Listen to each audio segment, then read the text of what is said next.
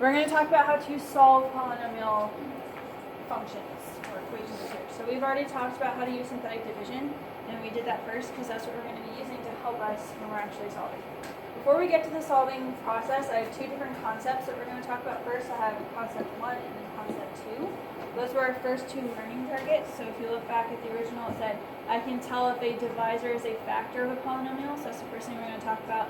And then also being able to tell how many solutions a polynomial has. Both of those are important before you even get to the solving process. So checking to see if a divisor is a factor, we have something called the factor theorem. So what this says is that a divisor, the thing that you're dividing by, which is going to look like this, x minus or plus some number, is going to be a factor if and only if you can take that number. Remember how for synthetic division we solve for x and we get that number? If you do that and then plug it into your function, if you take the value of that number after you solve for x and plug it into your function for x, if you get a 0, that means it was a factor. Alright, so it's a really quick and easy way to check to see if a divisor is going to divide evenly with your polynomial. This is essentially the remainder. When you plug in a number into your polynomial and you get a 0, that number represents a remainder of 0. So that signifies that it would be a factor because it divides evenly. So again, P of K, so K, when you plug that into P, is the remainder. I could have just written it here. Remember I had that part. But when you plug a number into P and get a value from that, that's the remainder. So if the remainder is 0, the divisor is 5. That's what this concept is describing. Okay? So all you guys need to do is when you see a situation like this, you're going to do like the first step that you would for synthetic division with the divisor. So this is the divisor. You're going to solve that for x, just like you were about to do synthetic division. But instead of actually doing synthetic division, you're going to take the 7 and you're going to plug it in to the dividend. So then you, for every x, yes. So you have 3 times 7 squared minus, I just drew over that, what is that number? 29? Okay. 29 times 7 plus 56.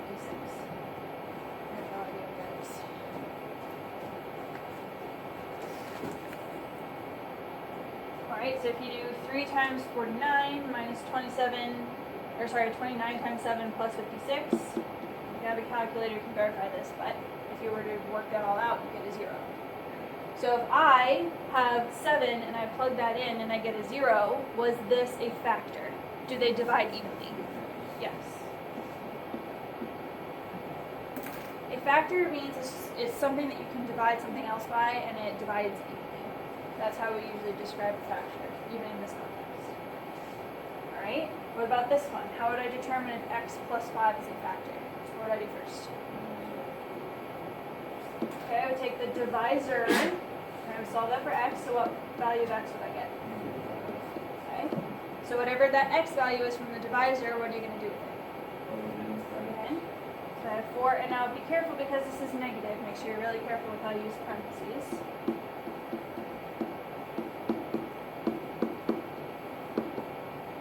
So I have 4 times, so since it's negative 5 squared, that would really be a positive 25. So 4 times 25.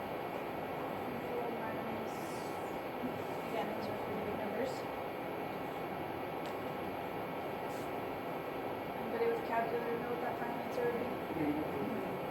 Okay, so this is telling us that the remainder is negative 31. Do we have, if we have a remainder, does that mean that this is a factor? No. So the answer would be no. Again, you're looking for the remainder after you plug in the number into the function. You want it to be a 0. You don't want anything left over. So that's how you tell the difference. Does everyone understand how to determine if something is a factor? The next thing we're going to talk about is finding how many roots a polynomial has. So remember, root, solution, x-intercept, zeros, all those mean the same thing. They're all talking about values that work, I guess. It's kind of hard to define solution, but it's values of x that will work for the polynomial. So a polynomial with degree n has to be greater than or equal to 1. So this is only going to work if you have a degree of 1 or higher for your highest exponent. It's going to have n roots. Sorry. So what this is saying is that the number of solutions that your polynomial has is the degree. So whatever the highest exponent is that you see, that's how many solutions you'll have. So if it was like 2x cubed plus x squared minus 1, what's the highest exponent? Exponent. What's the degree? 3. So that means you have 3 solutions. Pretty straightforward. Whatever the highest exponent is, whatever the degree of the polynomial is, we talked about degree in the beginning of unit 4. Whatever the degree is, that's how many solutions you have. The kicker for this, though, is that it's talking about all types of solutions. So they could be real or imaginary. So what's frustrating about this concept is that you could have 2 imaginary and 1 real, and that's the 3 total, but if you were to graph it, you would only see 1 solution. So we can't graph imaginary numbers on your calculator, and it's 3D space, we can't really graph it. So what's complicated about this is that sometimes your calculator and the answer that you have 3 solutions, but your calculator only says that you have 1. They seem like they're contradictory, but they're actually not. So that's what can be a little bit tricky about this. There's a difference between real solutions and imaginary solutions, but this doesn't care about that. It's just total, all solutions together. So you will have to use your calculator together with this idea to figure out how many imaginary and how many real solutions you have.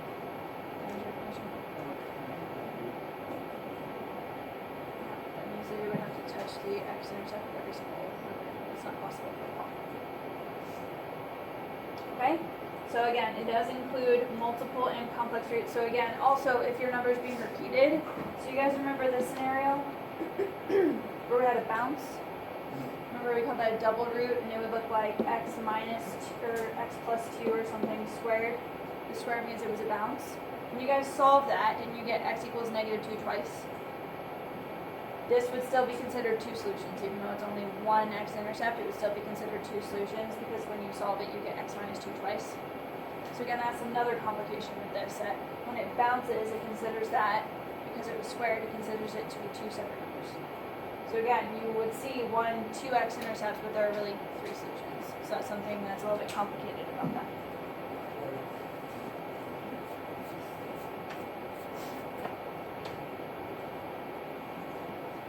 Alright, so let's go ahead and try this out. So take a look at this one. What's the highest exponent? What's the degree? 1, so how many roots would it have? Which makes sense, because it's a line. If it's a line, it should only cross the x-axis in 1 position, so it's just 1. And then, what about this one? 3. This one?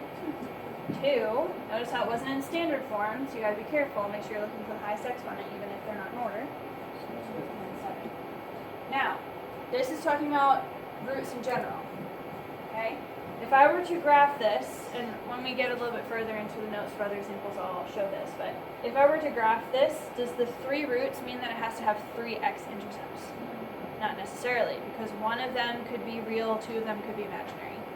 So you could have 1 x-intercept and then it could bend again kind of up an empty space. So the best way that we can graph imaginary numbers is a bend above the x-axis. That's the best way we can represent it.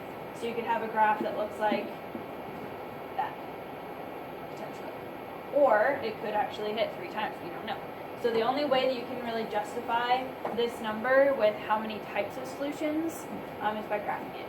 So if you were to graph it and you only see 1 x-intercept, you could then say, okay, there's 1 real root and 2 imaginary, something like that. So this is just a very general, broad description of how many solutions you have. If you want to break it up into what type, how many of each type, you would have to see the solution. Okay? Just keep that. Any questions about those 2 concepts? No? Okay. And we'll actually get into the process of solving. Okay.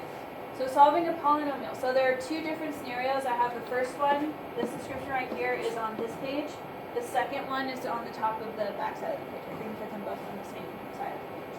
For this first one, it says, when you are given a solution already, so that's this. Look at both of these examples. You guys see how at the very end I have x equals something? If I've already given you a solution, that's 1 extra step that you don't have to do, that you will have to do on the next side. So if I give you a solution already, that solution is your divisor. Remember how with synthetic division we needed x to equal something and we use that off to the side for synthetic division? That's what this number is going to be. So if I give you a solution up front, that's your number that goes over here. for synthetic division. Okay, so they've set you up for success by giving you that number. I'm actually going to write this a little bit smaller. Alright, and then, so the process is you guys are going to use synthetic division with the provided solution to factor down by 1 degree. Remember how I said very briefly last time that synthetic division is really just another way to factor? So we use synthetic division. When you guys see this, I see x cubed, 3x squared, 16x, and then 12. I don't know how to factor that. We can't use the x trick. That's only for trinomials. This is a 4-term polynomial. So we can't use the factoring that we've learned in Unit 2 because this isn't a quadratic function. However, I can use synthetic division to divide and bring it down by a degree. If it starts as x cubed, when I use synthetic division, it'll bring it down to x squared. Then I can factor. So the whole point of synthetic division is to bring it down by 1 degree. Once I've done that, if it still has a degree above 2, you can either try factoring, if you can. If you can't factor, then you can graph that new equation and then do synthetic division again. So sometimes you have to do synthetic division twice. I will not ever make you do more than twice. But you may have to do it more than once in order to break it down enough, excuse me, so that you can factor it and then solve using the way that we've solved before in the past. So it sounds complicated, but it's actually not. We're just using synthetic division until we can take over and factor it like we've done before. Alright, so if we're going to use synthetic division, make sure this is in standard form. Is it in standard form? Is everything in order? Awesome. Is anything missing? No. So we're going to have the coefficients, so 1, -3, -16, and -12. Remember, this is our process for synthetic division. Write down all the coefficients, including their signs. Then we're going to drop the first number, which is a 1. Now what? We multiply diagonally, so 1 times 6 is 6. Then we add down, so what's -3 plus 6? 3. 3 times 6? -16 plus 18? 2 times 6? And then 0. Now, you guys always want this. If you guys are using synthetic division to solve and you get a remainder that's not a 0, you did it wrong. Okay? Because the only way that you can actually divide to solve is if they divide evenly. And that's what this means. If they're telling you that 6 is the solution, you better have a remainder of 0. That's the definition that we talked about up there with it being a factor. Okay? So make sure that you always get a 0 here. If you don't, in the context of solving, with just regular synthetic division like you did on the quiz, you can for sure have remainders. But if you're using synthetic division to solve, you better have a remainder of 0. Alright, what would this be as a polynomial? Remember, I have to label it?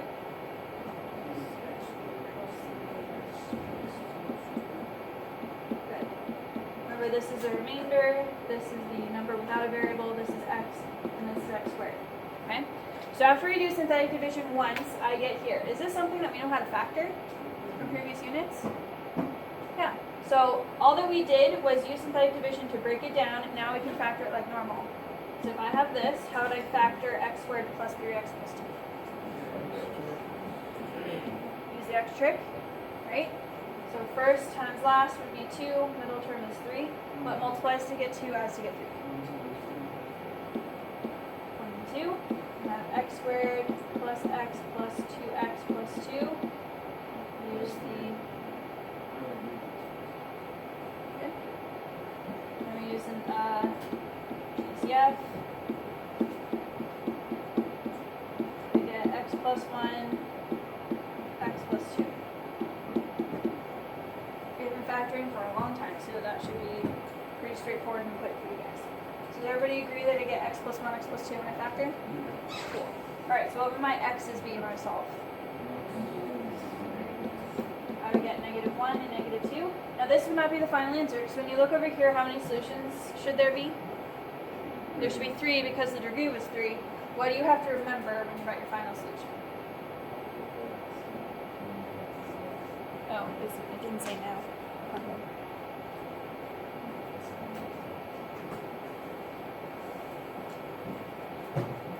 Alright, so I only have 2 written here. No, be careful. It said that there should be 3 solutions. Yes. Make sure that you don't miss the fact that they already gave you one of the solutions and the question is up. So that's it's easy to miss. So that's where you guys want to make sure you're double checking. If the degree was 3, you should have 3 solutions. If you've only written 2, maybe you should double check to make sure you haven't missed anything. So if they've given you one of the solutions already, you get the 6 right there, and then you have all 3. Alright, now if you were to graph this, I do expect you guys to be able to solve this using synthetic division. You shouldn't need your calculator at all for this. Okay, so I expect to see all this work written out. But if you were going to check your answer using your calculator, you can graph it, and you'll see it does have 3 distinct x-intercepts at these 3 numbers. So you don't have to worry about the imaginary. Okay? So it's pretty straightforward. It's similar to what we've done in the past with synthetic division added on at the beginning. So it shouldn't be too right there. Alright, let's try the second one. So this time this has degree of 4. So how many total solutions will it have? It should have 4 total solutions at the end. They've given me 1 of them. So I know that negative 3, which is right here, is going to start me off. Alright, so we're going to start with synthetic division because, again, I can't really factor something like this as way too many terms. We don't know how to factor something like that. So we're going to use synthetic division until we've broken it down to something that we can factor. Alright, so is this in standard form? Yes. Is anything missing? No, it has 4, 3, 2, 1, nothing. So everything's there. So we're going to write the coefficients 2, 17, 35, negative 9, and negative 25. Drop the first number. Alright, now what? Synthetic, so I have 2 times negative 3 is negative 6. Add down, what do you get? 11. Then you multiply, what do you get? Add down. Multiply. Add down. Multiply. Add down. How do you know you have done it correctly? Because the remainder is 0. Again, when you're solving using synthetic division, you better make sure that your remainder is 0 at the end. Now, what does the quotient look like as a polynomial?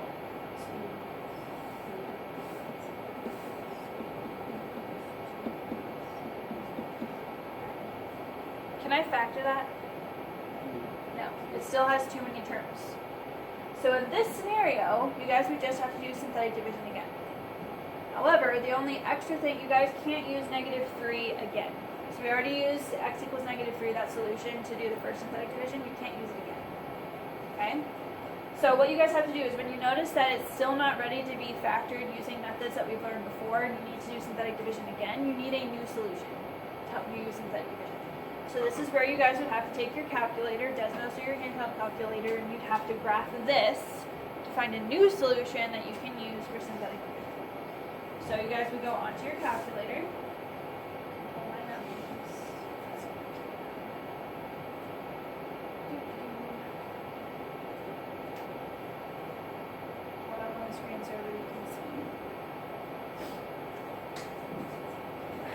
So you guys would go to y equals, you would type 2x cubed plus 11x squared plus 2x. And then you would go to your graph. And then you would pick one of these x-intercepts. You guys will see a couple different ones. You want to pick the easiest x-intercept for you to use. So I see that there are 3. There's one here. There's one here that looks like a fraction, so I would not recommend using that one right there. And then there's this one right here. So you can pick any of those. Avoid the fraction one. But of these 2 x-intercepts, which one would you want to use? It doesn't matter. You want to use x equals 1? Okay. So we're going to go back to our notes. Zoom 6, if you go to Zoom 6, resets. Right? Each dash is one. Yes. So after we've done that, we can use x equals 1. I can go ahead and write that right here, just so you remember. I'm going to do synthetic division again using 1 for this function right here. Okay? So 2, 11, 2, and negative 15. And you could have just as easily used the other x-intercept, which I didn't really take time to figure out what that was, but there was one on the far left you could have used as well. But you guys chose 1, so that's fine. So I'm going to drop the first number. I have 2 times 1 is 2, and 13, and 15, 15, 0. Okay, so that's the second round of synthetic division. Now what would the function look like when I actually put the variables back in? Okay, is that something we know how to factor? Yes, this is now a quadratic. This is something we know how to factor using the X trick with trinomials. So we don't have to do synthetic division anymore. Once you guys can pick up with normal factoring, you do. So how would I factor this? Multiply the first and last numbers. It's what multiplies to get 30, but adds to get the middle number 13. 3, so we have 2x squared plus 10x plus 3x plus 15, split down the middle.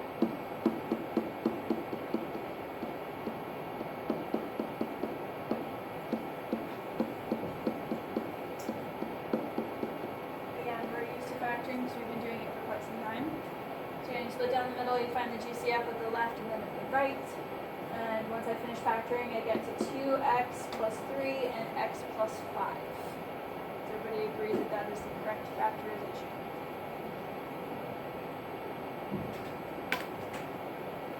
Yes? Okay, so what are the x values I would get?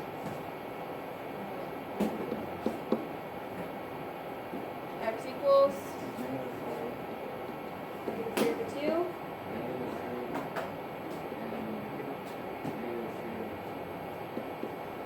Yes, make sure you include the 2 solutions that we had over there. These are the 2 you get after you factor, but don't forget to include the other 2, so you have 4 total. Okay? Alright, so this is how you guys would solve if you already knew one of the solutions up front. If you guys turn the page, anybody have any questions?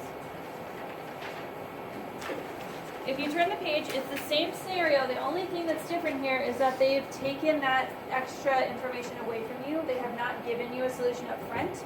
So all you guys have to do before you can start is just like what we did a second ago, is you have to graph it first. You have to graph it first, find one of the x-intercepts, use that to start your synthetic division, and then away you go. Right? So the only extra step for this one, if they don't give you a solution up front, is to find one for yourself to begin. So you're going to go back to your calculator, and you're going to type in the function that they presented that they want you to solve. So in this case, it would be x to the 4th power. Remember, you use your caret.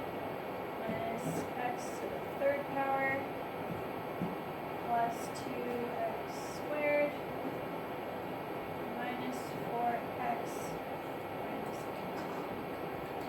And then take a look. Interesting. Alright, so this is a perfect opportunity to ask you guys a question. So looking at the polynomial in your notes, how many solutions should you have?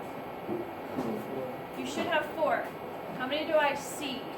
2. So what does that mean about my solutions? There are 2 imaginary, 2 real. So again, using the visual is a really good illustration to understand how these solutions are spread out. So here, which one of these 2 would you guys like to use as our synthetic division start? So we have 2 and -1. I'm just going to write both of those down just so we can keep track of stuff so we don't have to come back. So I'm going to write down. So we know those have to be 2 solutions already. Those are the 2 real solutions. Okay? Alright, so we're going to start with synthetic. Which one of these 2 do you guys want to use? The 2? Alright. Cool. Is my function in standard form? Is anything missing? Right. So we go ahead and start with 1, -1, 2, -4, and -8. Using the coefficients. Drop the first number, and then start the process with your multiply and add. So 1 times 2 is 2, add down, you get 1. 1 times 2 is 2 again, you get 4. 2 times 4 is 8, add down, you get 4. 4 times 2 is 8, again, you get a 0 as the remainder, which is what you want. Everybody good with the synthetic? Okay. So what would this polynomial be?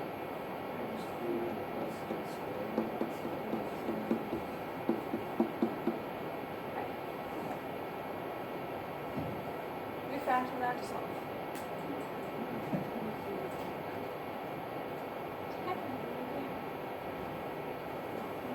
If you don't want to, you can for sure use synthetic division again until you get it down to a quadratic, but you actually can factor this. You guys see? What would the GCF be for these two? Which would leave you with plus 1? And then what would the GCF be for this? Which would leave you with x plus 1? So you guys actually, for this one, you could actually just go straight to splitting it in half and factoring it that way. If you catch it early, awesome. If you don't, you can just go into synthetic division and use the -1, go again, get it to the quadratic, and then factor from there. Either one of those is acceptable. Just catching it early can save you a little bit of time.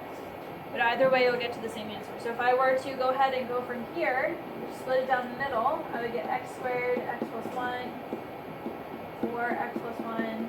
So the factored form would be x squared plus 4, x plus 1. Yes?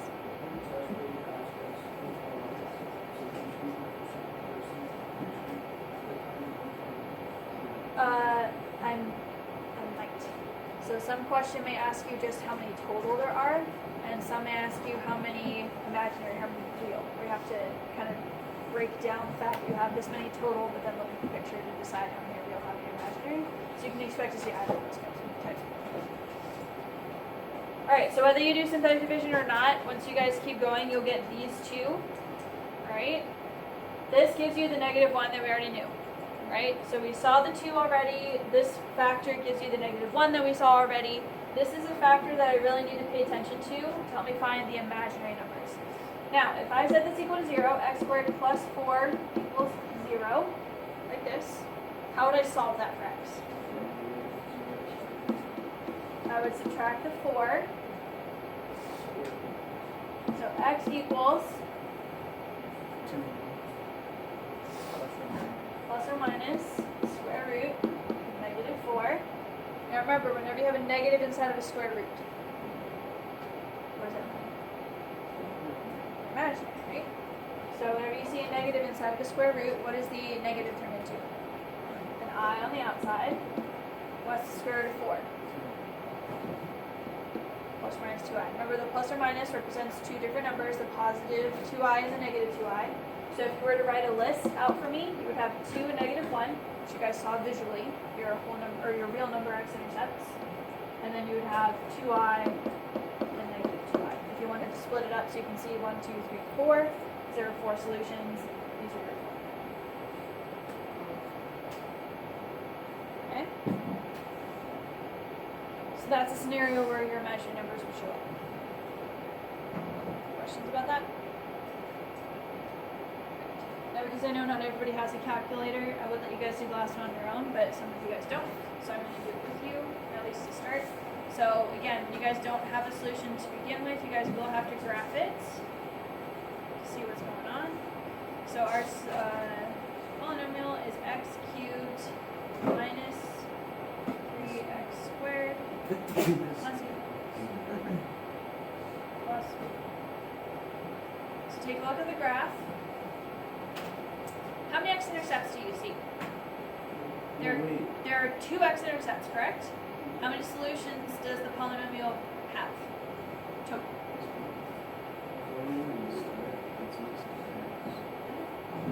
That doesn't matter, no? You start by graphing.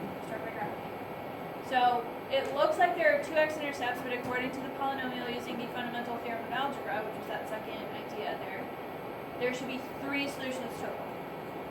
It's bouncing.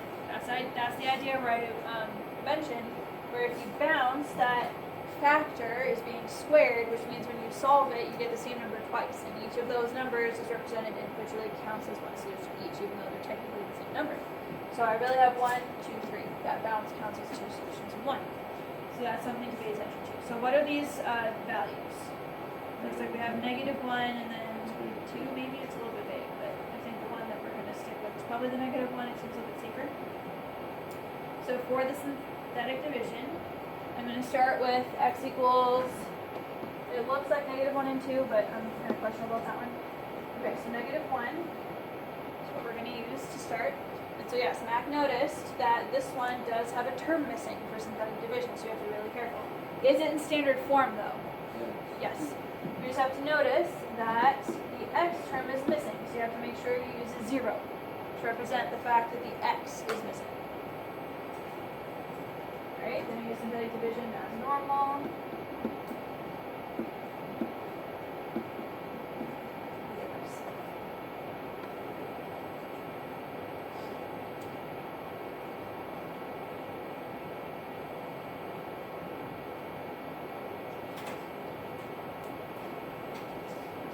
Oh, sorry. That's supposed to be -4. Positive 4, sorry.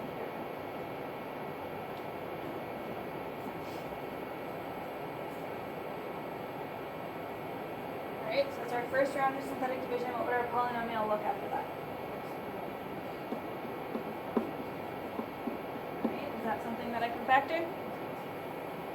Sorry. Can I factor that? Yeah. What multiplies to get +4 but adds to get -4? -2 and -2. So we get x squared minus 2x minus 2x plus 4. Remember that when your very first term is negative, you have to make sure you pull out a negative as a GCF. So that's how I get x minus 2 twice. So when I set both of those equal to 0, what value do I get? I get 2 twice, right? So when I write out my solutions, I have the -1 that I got from the graph, then I have 2 and 2 again. It's really just -1 and 2, but to show that there are 3 solutions, that one's bouncing, and that's why it shows up twice, because there are 2 factors for that particular. Yes. Alright, so everybody clear?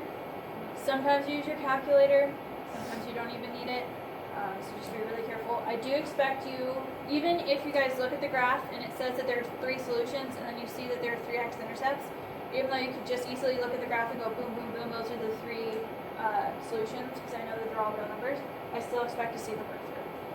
So don't just depend on your calculator every time you give the answers, but it is a helpful support. Alright, so is everybody clear with this solution process? The last thing that we're going to talk about is how to go backwards, kind of. So this time I'm going to give you the solutions first, and then I want you to tell me what the polynomial would look like if those were the solutions. So it's basically just going to be FOIL and distribution. So it's stuff you guys already know how to do. So what you guys need to do is take these solutions, they're going to be x equals, you're going to take the solutions, turn them into factors, so you have this factored form, and then don't forget to change the sign from the solution to the factor. Remember, they should be opposite. So if your solution is x equals 2, the factor should be x minus 2 inside of the factor. So don't forget that. And then once you have them all as factors, you're just going to FOIL and distribute, multiply them all together. That's all we're going to do. Alright, so our first one here. Write the standard form. Standard form means it needs to be all multiplied out, everything in order. We're going to write the standard form of the polynomial with these zeros. So I have 1, -2, and -3. How would I write those as factors? If x is equal to 1, what would the factor look like? Okay. If x is equal to -2, what would the factor look like? And then what about x equals -3? Alright, so this is the factored form of the polynomial. So back in the first half of Unit 4, if I was given this, I would know how to graph it, right? These would be, you would get the x-intercepts, you know they all cross because there are no powers of 2, blah, blah, blah. I don't really care about that, I just want it to be in standard form. So the first thing you guys are going to do is take the first 2 polynomials, or binomials really, and you're going to FOIL them. First times outer times inner times last. So if I multiply just these 2, what do I get? X squared plus 2x minus x minus 2.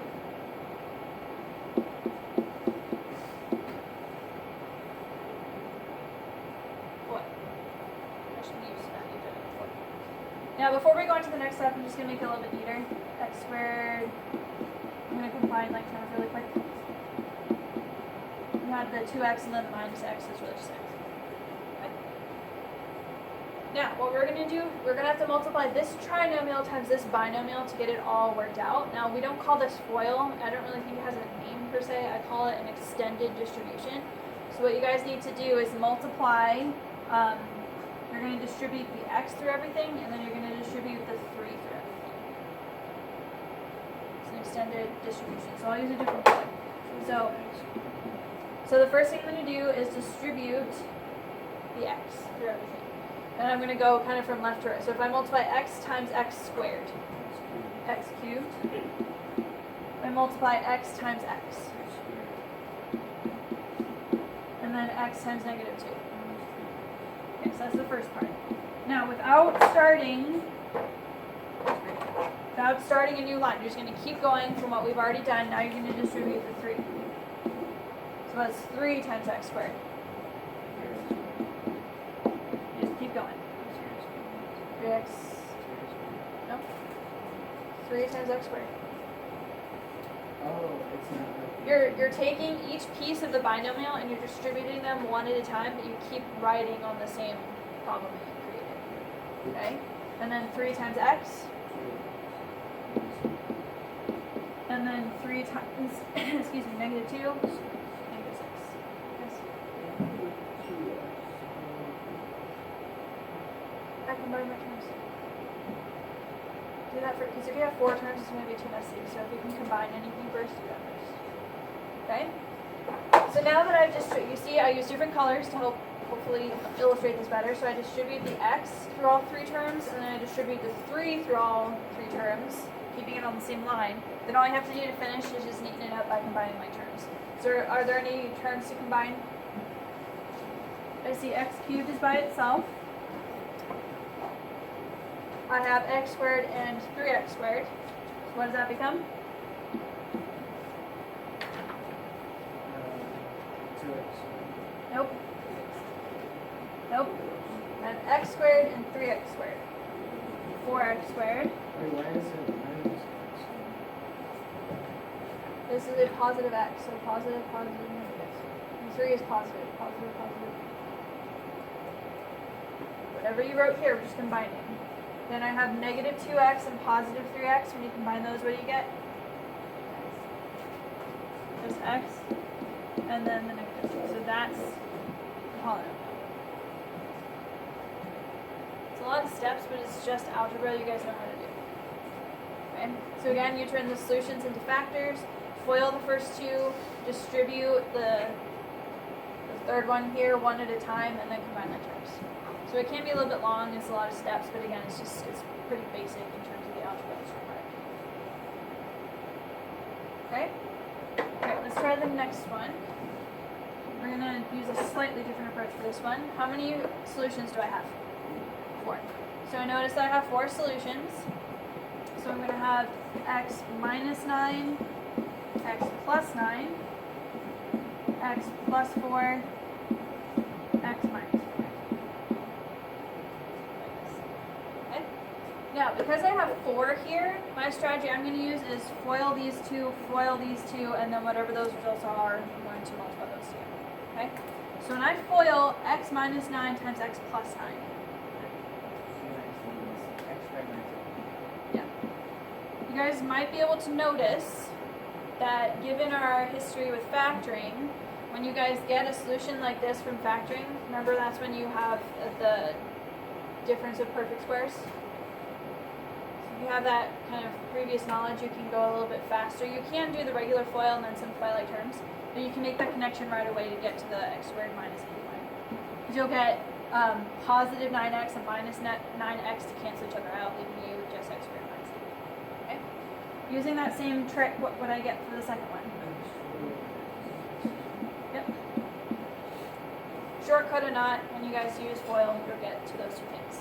Now, do you see how this has 2 terms and this has 2 terms? Okay, so I FOIL again. So I multiply this times this using the same pattern for FOIL. First times outer times inner times last. So what do I get if I multiply the first 2 terms? X, so that I'm going to use 1. x to the 4. Then what's x squared times the negative 16? Okay. And then inner, so negative 81 times x squared. Sorry.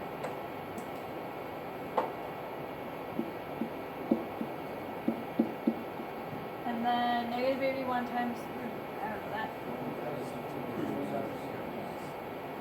Okay. 1, 2, 6. Alright, so all you have to do now that all the parentheses are gone to multiply through, you just have to combine like terms. So I have x to the 4 minus 97 x squared. And that would be 10.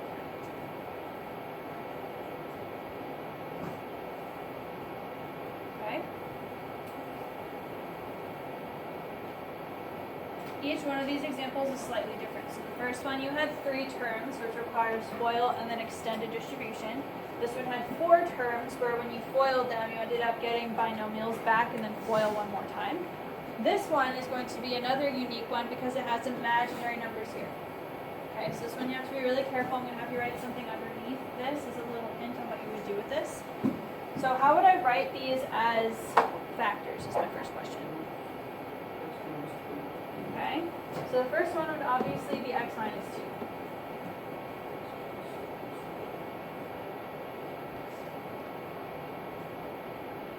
Would I write the next factor as x minus 2i? Have you ever seen a factor with an actual imaginary number inside of it?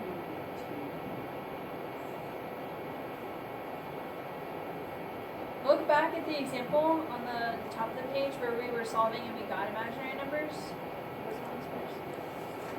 What did the factor look like? No. What did the factor look like that we solved in order to get? It had an x squared in it, and then it had addition, and then the number that would be the squared version of that. So anytime, I'm going to draw a little note under here, anytime you guys see imaginary numbers, your factor is going to be x squared plus some number. That number has to be whatever this number is squared. So because this number is 2 or negative 2, what's 2 or negative 2 squared? 4. So when I come over here to write the factor, x squared plus 4. So if you guys have imaginary numbers here and you're trying to turn it back into its own factor, you would use this pattern and then just square whatever the number is in front of the I. That make sense? Yes. So once you turn each of your solutions into the associated factor, I only have 2 here, they're both binomial, so how would I multiply something that has 2 terms times something that has 2 terms? Binomial times binomial? What? So x times x squared, x cubed, x times 4, negative 2 times x squared, negative 2 times 4. My expectation is that you all can FOIL, so I'm really going to go more into that. But again, when you see that it's a binomial times a binomial, you just FOIL. Now this would not be my final answer because it's not technically written in standard form. So how? Okay, so make sure you write it in order.